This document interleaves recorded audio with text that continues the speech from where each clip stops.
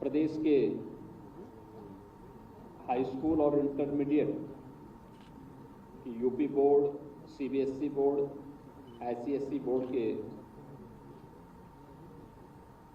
Meritorious छात्र छात्राओं के सम्मान का एक कार्यक्रम और इसके साथ ही शिक्षा जगत से जुड़े हुए अनेक उपलब्धियों और कार्यक्रमों को समेटे हुए आज के समारोह में उपस्थित प्रदेश सरकार में मंत्रिमंडल में मेरे साथ सहयोग कर रहे हमारी स्कूली शिक्षा, माध्यमिक शिक्षा की मंत्री श्रीमती गुलाब देवी जी, बेसिक शिक्षा के मंत्री श्री संदीप सिंह जी, अपर मुख्य सचिव बेसिक शिक्षा, माध्यमिक शिक्षा श्री दीपक कुमार जी, प्रमुख सचिव बेसिक शिक्षा श्री एस सुंदरम जी, महानिदेशक स्कूली शिक्षा श्रीमती कंचन वर्मा जी, शिक्षा विभाग के हमारे सभी अधिकारीगण, सभी प्रधानाचार्य और शिक्षकगण, अभिभावकगण और प्यारे बच्चों, बेसिक शिक्षा परिषद में पढ़ने वाले छात्र छात्राओं के लिए डीबीटी के माध्यम से धनराशि वितरण का कार्यक्रम 88 लाख से अधिक छात्र छात्राओं को एक साथ यहां पर 1200 रुपये प्रति छात्र के हिसाब से हम लोगों ने इतने धनराशि अभिभावकों के खाते में भेजी है। मैं बेसिक शिक्षा परिषद से जुड़े हुए जितने भी बेसिक शिक्षा अधिकारीगण हैं, प्रधानाचार्यगण हैं, शिक्षकगण हैं, उन सब से मैं अनुरोध करूंगा कि उनका दायित्व बनता है कि परसों से स्कूल चलो अभियान प्रारंभ होगा, कोई बच्चा छूटने न पाए। बेसिक शिक्षा परिषद के स्कूल में उसको जरूर एडमिशन कराइए, उसका नामांकन करवाइए और नामांकन करने के बाद प्रयास होना चाहिए कि अगले 15 दिन से 1 महीने के अंदर उसके खाते में फिर डीबीटी के माध्यम से उनके अभिभावकों के खाते में पैसा चला जाए। पैसा जाने के बाद हम अभिभावकों के साथ बैठें और उनसे इस पैसे का उपयोग बच्चे के लिए 2 यूनिफॉर्म, बैग, बुक्स, जूता, मोजा और स्वेटर खरीदने के लिए उन्हें इस बात के लिए तैयार करें। जो यूनिफॉर्म निर्धारित है वह यूनिफॉर्म वे बनाएं, पैसा हम उनके खाते में भेज दें, पैसा उनके पास आ जाएगा। लगातार सरकार ने इस दिशा में प्रयास प्रारंभ किया, उसके परिणाम आ जाए। बेसिक शिक्षा परिषद ऑपरेशन कायाकल्प, जिसमें जनप्रतिनिधियों की मदद से, प्रशासनिक, पुलिस और शिक्षा विभाग के अधिकारियों की मदद से, गांव के या शहरी क्षेत्र के तमाम अन्य महानुभावों की मदद से हम लोगों ने विद्यालयों में आमूलचूल परिवर्तन करने का काम किया। आज परिणाम है कि भारी मात्रा में छात्रों की संख्या बेसिक शिक्षा परिषद के स्कूलों में बढ़ी। आज उसके परिणाम हम सबके सामने हैं। लोग बेसिक शिक्षा परिषद को भी एक आशा भरी निगाहों से देख रहे हैं। लोगों के मन में लगता है कि हाँ, शिक्षा की नींव मजबूत होगी, आगे बढ़ रहे हैं। अनेक इनोवेशन को, नवाचार को बेसिक शिक्षा परिषद ने विगत 7 वर्ष में आगे बढ़ाने का काम किया। अन्यथा 17 के पहले जैसे सरकार स्वयं अंधकार में रहती थी, वैसे शिक्षा को भी उन्होंने अंधकार में धकेलने का काम किया था। एक अराजकता की स्थिति थी। बेसिक हो, माध्यमिक हो, उच्च हो, हर जगह स्थिति उस समय थी। आपने देखा होगा माध्यमिक शिक्षा में जो बच्चे आए हैं, ये मेरिट से आए हैं। 12 दिन के अंदर सुचितापूर्ण तरीके से नकल विहीन परीक्षा प्रदेश में संपन्न हुई। अगले 14 दिन के अंदर परिणाम भी आ गया। यह है कार्य करने का तरीका।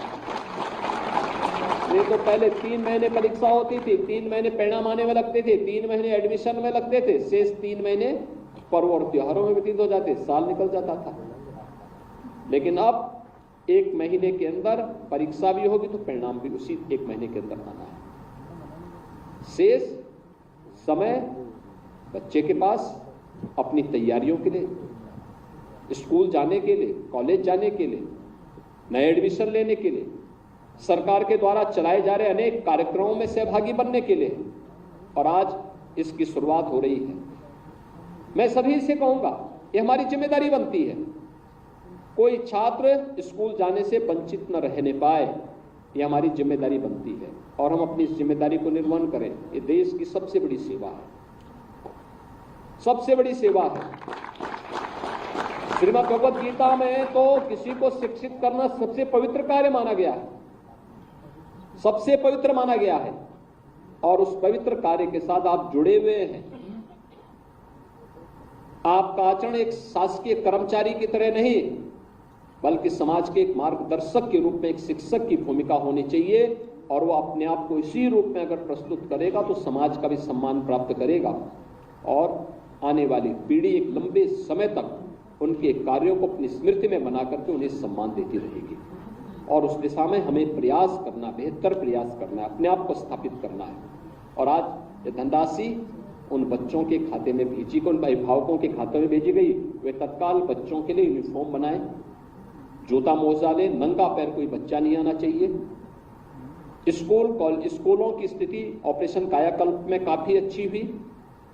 ऑपरेशन कायाकल्प के अगले चरण के कार्यक्रम को लेकर के भी हम लोगों ने नए कदम बेसिक शिक्षा परिषद ने बनाए, जिसमें पीएम श्री स्कूल के रूप में आज उनका आधुनिक स्वरूप भी हम सबको देखने को मिल रहा है। स्कूली शिक्षा का मॉडल क्या हो सकता है? हमने 18 कमिश्नरी में 18 अटल आवासीय विद्यालय बनाए हैं। अटल आवासीय विद्यालय, मैं चाहूंगा एक बार वहां के पठन पाठन के माहौल को, वहां की कार्य पद्धति को, वहां पर चल रही गतिविधियों को बेसिक और माध्यमिक शिक्षा परिषद से जुड़े हुए हमारे प्रधानाचार्यों को जरूर विजिट करना चाहिए। ये सभी बच्चे कौन हैं? वहां अध्ययन करने वाले बच्चे निर्माण श्रमिकों के बच्चे हैं या निराश्रित बच्चे हैं, और सरकार उन्हें वहां पर आज पढ़ाने का काम कर रही है। अगर यह कार्य वहां हो रहा है, 18 जगह हम कर रहे हैं, तो ऐसे 57 नए सीएम कंपोजिट स्कूल हम लोग प्रदेश के अन्य जनपदों में भी बनाने की तैयारी कर चुके हैं। उसके लिए धनराशि हमने पहले ही उपलब्ध करवा दी है बेसिक शिक्षा परिषद। लेकिन ये डे स्कूल होंगे, दिन में चलेंगे, बच्चे अपने घर से आएंगे, दिन में वहीं पे चलेंगे, और एक मॉडल होगा शिक्षा का। इसके अलावा 75 जनपदों में भी इस प्रकार के अन्य स्कूल मॉडल के रूप में बनाने की कार्रवाई चल रही है। प्रधानमंत्री जी ने राष्ट्रीय शिक्षा नीति के माध्यम से देश को शिक्षा की जगत में एक बार फिर से दुनिया के अंदर विश्व गुरु के रूप में स्थापित करने के लिए जो अभियान प्रारंभ किया है, हम सबको इसका हिस्सा बनना है, और मुझे लगता है यह एक उसका विनोद प्रयास है। आज मुझे प्रसन्नता है कि प्रदेश में निपुण भारत अभियान के अंतर्गत बेसिक शिक्षा परिषद ने एक लंबी छलांग लगाई है, लेकिन साथ साथ कस्तूरबा गांधी बालिका इंटर कॉलेज, जो बालिकाओं के लिए, खास तौर पर उन बालिकाओं के लिए जो अक्सर हम देखते थे चौथी पांचवी के बाद या तो अभिभावक नहीं भेजता था, या बालिकाएं नहीं जा पाती थी, घर के कार्य में इतनी व्यस्त हो जाती थी कि स्कूल नहीं जा पाती थी। आज कस्तूरबा गांधी विद्यालय के माध्यम से उन्हें पढ़ने का एक नया प्लेटफॉर्म प्राप्त हुआ।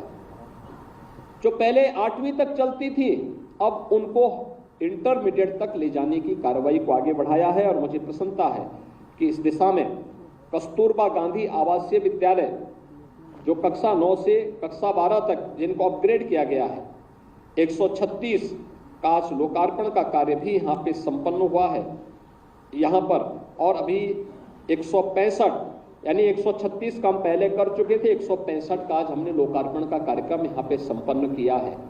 यहाँ पर अध्ययनरत जितनी छात्र छात्राएं हैं, इन सभी छात्राओं को और उनके अभिभावकों को मैं हृदय से बधाई देता हूँ। 11 जनपदों में डाइट में अतिरिक्त कक्षा कक्ष, ऑडिटोरियम और टॉयलेट ब्लॉक के निर्माण का भी आज शिलान्यास का कार्यक्रम हुआ है, जिनमें बागपत, बदायूं, इटावा, सुल्तानपुर, फर्रुखाबाद, गोंडा, हापुड़, जालौन, मऊ, रामपुर और शाहजहांपुर है। यहाँ पर इसके लिए भी प्रत्येक के लिए कार्य प्रारंभ हुआ है। शैक्षिक शोध संकलन का जो शोध संगम है, इसका यहाँ पे अभी विमोचन हुआ है और मैं चाहूँगा एक केवल विमोचन न, हर स्कूल में इसकी प्रतियां जाए, प्रधानाचार्य भी पढ़ें, वहाँ के शिक्षक भी देखें कि शिक्षा क्षेत्र में उत्तर प्रदेश के अंदर इनोवेशन की स्थिति क्या है, कहाँ पे कार्य हो रहा है, उसको देखें। एनसीईआरटी ने के पाठ्यक्रम को हम लोगों ने चरणबद्ध तरीके से लागू करने की कार्रवाई की है और एससीईआरटी में हम एनसीईआरटी को जोड़ करके यहाँ की शिक्षा के मॉडल को बेहतर बना सके, उस दिशा में हमें आगे बढ़ने की आवश्यकता। उस कार्य हमारा निरंतर आगे चल रहा है। यहाँ पर हम लोगों ने साथ साथ बेसिक शिक्षा विभाग ने एक टोल फ्री नंबर भी जारी किया है। टोल फ्री नंबर आपने देखा होगा कि इस क्षेत्र में टैबलेट भी सभी स्कूलों में उपलब्ध करवाए गए हैं। विद्यालय की एक एक गतिविधि की जानकारी वहां से आप सीधे अपलोड कर सकते हैं। शिक्षा के क्षेत्र में जितना भी हम कुछ कर सकेंगे और जो कहा भी गया कि जितना हम निवेश करेंगे शिक्षा के क्षेत्र में, उसके बेहतर परिणाम हमें वर्तमान में भी और भावी जीवन में भी देखने को प्राप्त होंगे। और मैं आप सबसे यही कहूंगा, शिक्षा के क्षेत्र में बहुत कुछ किए जाने की आवश्यकता है। माध्यमिक शिक्षा ने भी काफी इसमें प्रयास प्रारंभ किया है, चाहे वह नकल विहीन परीक्षा हो, मेरिटोरियस छात्रों के सम्मान का कार्यक्रम हो, प्रोजेक्ट अलंकार के माध्यम से गवर्नमेंट जितने भी हमारे कॉलेजेस थे, इंटर कॉलेजेस थे, कितने जर्जर स्थिति में थे, आज उनके नए भवन बन रहे हैं। जितने भी एडेड कॉलेजेस के भवन थे, उनके पुनरुद्धार का कार्य भी हो रहा है, बड़े पैमाने पे हो रहा है। शिक्षकों की भर्ती हो रही है, नए नए शिक्षक आ रहे हैं, भर्ती की प्रक्रिया नहीं हो रही है, तो ये भी छूट दी गई है कि जब तक नया शिक्षक आता है तब तक एक फिक्स निश्चित मानदेय पर रिटायर्ड शिक्षक को या किसी योग्य छात्र को वहां पर, किसी योग्य अभ्यर्थी को वहां पर पढ़ाने का अवसर प्राप्त होना चाहिए, लेकिन छात्र शिक्षा से वंचित नहीं होना चाहिए, जिससे एक अच्छी व्यवस्था हम वहां पे दे सके।